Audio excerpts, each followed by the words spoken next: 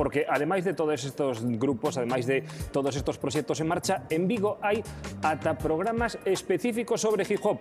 E un deles é o que fai esta outra rapaza rapeira da que nos falaba agora mesmo Boiza. Aí, con ela estivemos.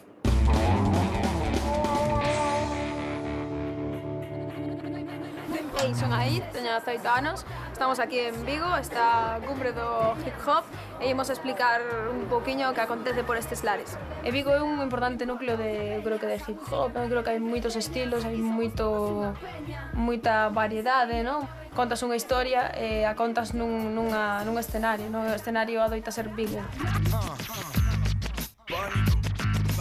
Estamos na Radio Piratona, esta é outra das miñas actividades.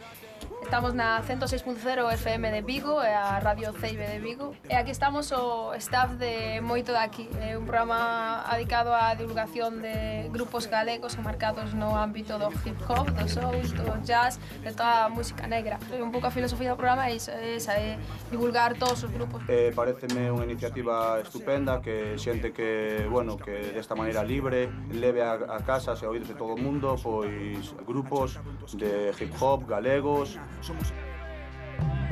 E nos seguimos movendo por Vigo, agora caemos no barrio de Teis, outro dos núcleos do hip hop vigués. Están aquí hoxe conmigo, Solemne e Centinela. ¿Qué tal? ¿Qué tal?